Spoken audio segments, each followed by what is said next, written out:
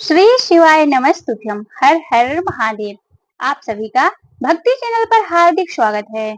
आज आप सभी सुनेंगे श्रावण मास की कथा में श्रावण मास महात्म्य की कथा अध्याय 5। आज सुनेंगे श्रावण मास में किए जाने वाले विभिन्न व्रतानुष्ठान और रविवार व्रत वर्णन में शुकर्मा द्विज की कथा।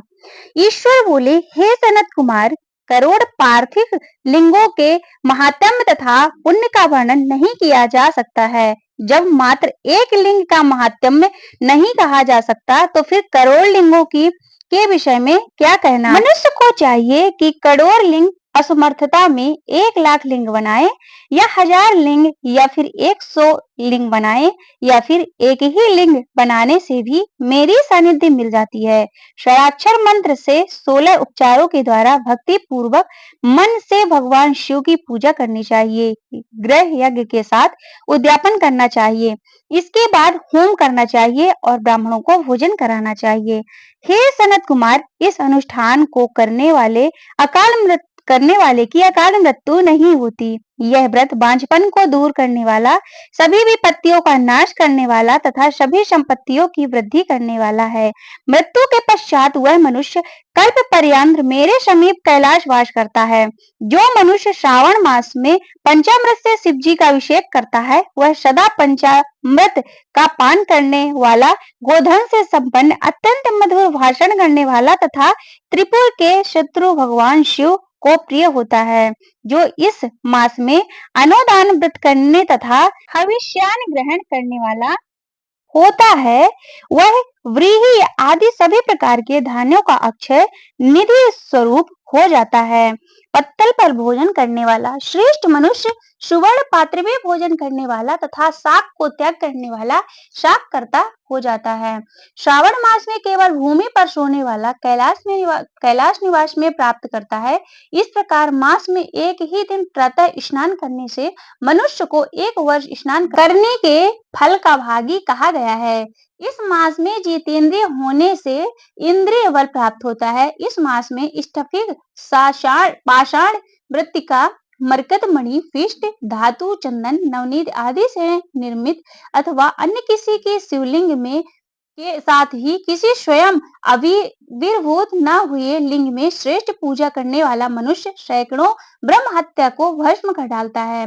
किसी तीर्थ में सूर्य ग्रहण या फिर चंद्र ग्रहण के अवसर पर 1 लाख जप से जो सिद्धि प्राप्त होती है, वह इस मास में एक बार के जप करने से हो जाती है। अन्य समय में जो 1000 नमस्कार और प्रदक्षिणाएं की जाती है, उनका जो फल होता है वह इस मास में एक बार करने से ही प्राप्त हो जाता है। मुझको प्रिय इस श्रावण मास में पूर्ण रूप से सिद्धि पारायण करने वाला सभी वेद मंत्रों को पूर्ण रूप से सिद्ध हो जाता है। श्रद्धा युक्त होकर इस मास में 1000 बार पुरुष सूक्त का पाठ करना चाहिए, अथवा कलयुग में उसका 4 गुना पाठ करना चाहिए, अथवा वर्ण संख्या का 100 गुना पाठ करना चाहिए, अथवा वह करने में असमर्थ हो तो आलस्यहीन होकर मात्र 100 बार पाठ करनी चाहिए। ऐसा करने वाला मनुष्य ब्रह्म हत्या आदि पापों से मुक्त हो जाता है, इसमें कोई संदेह नहीं है। गुरु पत्नी के साथ संसर्ग जन्य पाप के लिए यही महान प्रायश्चित है। इसके समान पुण्यप्रद, पवित्र तथा पाप नाशन कुछ भी नहीं है। पुरुष सूक्त से जप के बिना इस मास में एक भी दिन व्यतीत नहीं करना चाहिए। जो मनुष्य इस फल को आशीर्वाद कहता है, वह नरकगामी होता है। इस महीने में समिधा, चारु, तिल और घृत के ग्रह यज्ञ होम करना चाहिए। शिव के रूप का भली भांति ध्यान आदि करके धूप, गंध, पुष्प, नैवेद्य आदि से पूजन करना चाहिए और अपने सामर्थ्य के अनुसार कोटि होम, लक्ष्य होम अथवा 10 सहस्त्र होम करना चाहिए। आहुतियां ओम भू, ओम भुवः, ओम स्वः के साथ, तिलों के साथ भी यह ग्रह यज्ञ नामक होम किया जाता है। हे सनत कुमार, इसके बाद अब मैं वारों के व्रतों का वर्णन करूंगा, आप सुनिए। हे अनग, इनमें से सर्वप्रथम मैं आपको रविवार व्रत बताऊंगा। इस संबंध में लोग एक प्राचीन इतिहास को कहते हैं। प्रतिष्ठानपुर से में शुकर्मा नाम का एक द्विज था। वह दरिद्र, कृपण तथा भिक्षावृत्ति में लगा रहता था। एक बार वह धान्य मांगने के लिए घूमने फिरने नगर में गया। उसने किसी एक गृहस्थ के घर में मिलकर रविवार का उत्तम व्रत करती हुई स्त्री को देखा। तब उसे देखकर वह स्त्री परस्पर कहने लगी कि इस पूजन विधि में को शीघ्रता पूर्वक छिपा लो। इस पर वह विप्र उन स्त्रियों से बोला कि हे श्रेष्ठ स्त्रियों, आप लोग इस व्रत को क्यों छिपा रही हैं? समाज चित्त वाले सज्जनों के लिए परमार्थ ही स्वार्थ है। मैं दरिद्र तथा दुखी हूँ।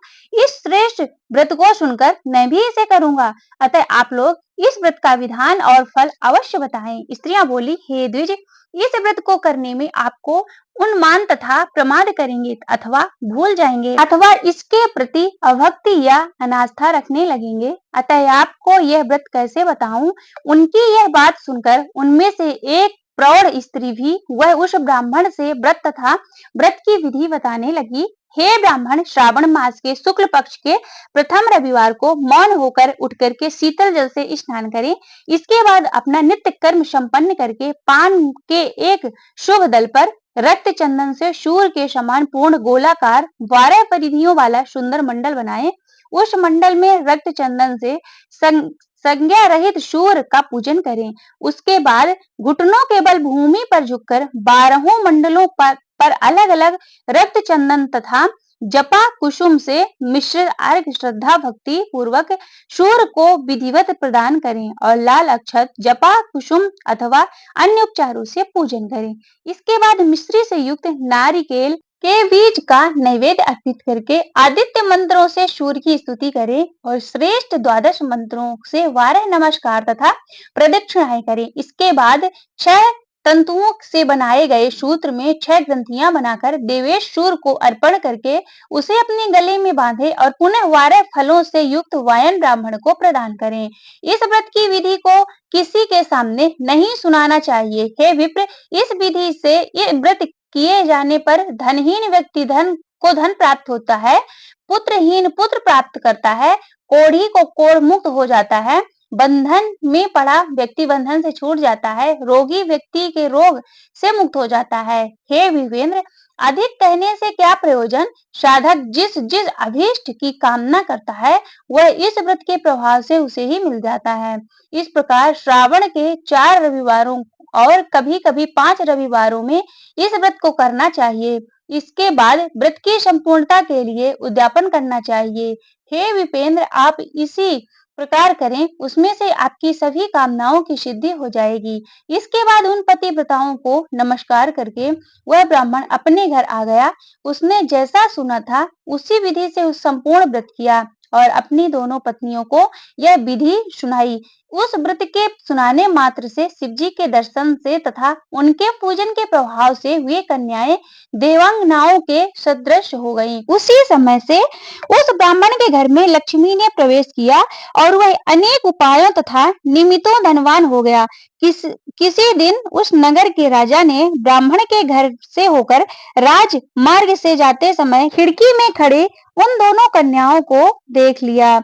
तीनों लोकों में कमल, चंद्रमा आदि जो भी सुंदर वस्तुएं हैं, उन्हें वे दोनों कन्याएं अपने शरीर के अवयवों से तिरस्कृत कर रही हैं। उन्हें देखकर राजा मोहित हो गया और क्षण भर के लिए वहां खड़े हो गए। ब्राह्मण को शीघ्र बुलाकर उन्होंने दोनों कन्याओं को मांग लिया। तब उस ब्राह्मण ने भी हर्षित होकर दोनों कन्याएं राजा को प्रदान कर दी। उस राजा को पति रूप में प्राप्त करके वे कन्याएं भी प्रसन्न हो गईं। वे स्वयं इस व्रत को करने लगी और पुत्र पौत्र आदि से संपन्न हो गईं। हे मुने, महान ऐश्वर्य देने वाला इस व्रत को मैंने आपसे कह दिया। हे विधिनंदन, जिस व्रत के श्रवण मात्र से मनुष्य सभी मनोरथ को प्राप्त कर लेता है, उसके अनुष्ठान करने का फल का वर्णन कैसे किया जा सकता है? इस प्रकार श्री स्कंद पुराण के अंतर्गत ईश्वर सनत कुमार संवाद में श्रावण मास महात्म्य का 5वां अध्याय समाप्त होता है। हर हर महादेव।